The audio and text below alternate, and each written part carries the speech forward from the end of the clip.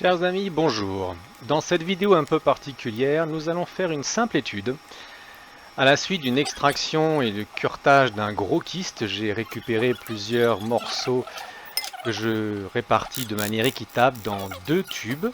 L'un contient de l'hypochlorite à 3,5 de manière tout à fait classique, et dans l'autre le même hypochlorite, mais je vais utiliser le laser pour chauffer cet hypochlorite et voir l'effet que peut avoir l'hypochlorite chauffé. Le tube est très gros, le laser est en fait très peu chauffant, contrairement à ce que l'on peut croire, mais l'effet doit avoir lieu. On va réduire un petit peu pour que vous voyez mieux et qu'il y ait moins de liquide, mais on va, par honnêteté, limiter aussi de côté. Voilà, le but n'est pas de tirer dans la chair avec le laser, il ne s'agit pas de chirurgie, mais de voir si dans un canal dentaire j'active ma solution. Est-ce que l'hypochlorite tel qu'il a été démontré dans les études est bien plus efficace, plus apte à détruire toutes les parties de chair qu'elle peut rencontrer? Je vais donc tourner. Nous avons mis cette vidéo en accéléré volontairement, mais vous voyez le chronomètre qui défile, où l'on voit l'efficacité déjà bien en face du tube témoin.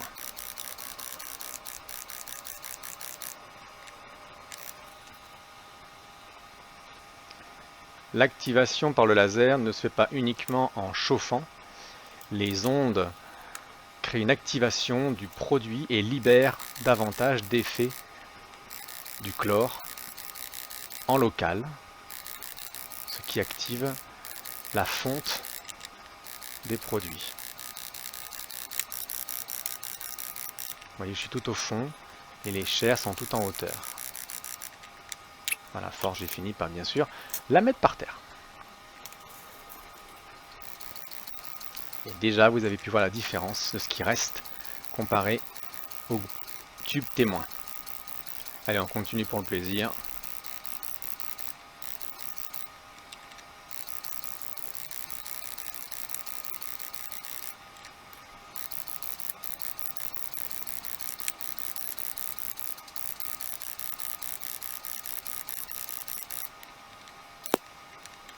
Oui, évidemment, j'ai recommencé.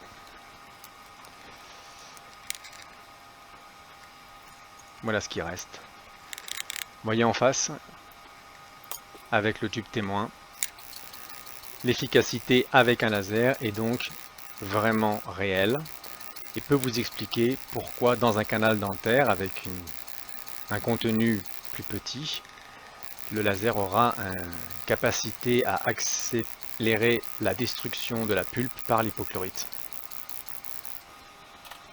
de manière bien plus efficace qu'un simple rinçage. Voilà, on va s'arrêter et puis on va vous laisser profiter de la fin de la vidéo. Il n'y a rien d'autre à dire. Le laser, c'est vraiment efficace en endodontie.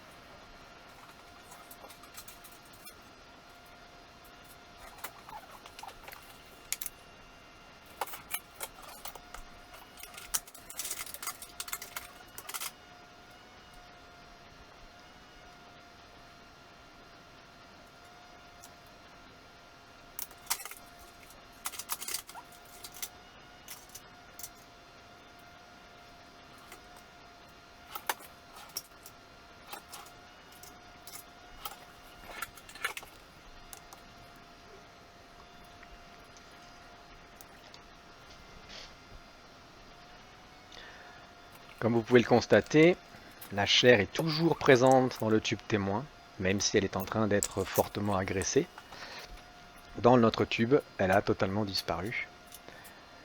Si en faisant une endodontie, vous espérez détruire la pulpe uniquement par le rinçage de l'hypochlorite, il vous faudra du temps pour obtenir un résultat, alors qu'avec l'activation d'un laser, vous obtiendrez quelque chose de beaucoup plus efficace et de beaucoup plus rapide. Moins de pulpe ou plus de pulpe évitera aux microbes de trouver de quoi manger dans des petits tubuli ou des interdigitations. Et ça vous fera toujours une endodontie bien plus protégée pour l'avenir.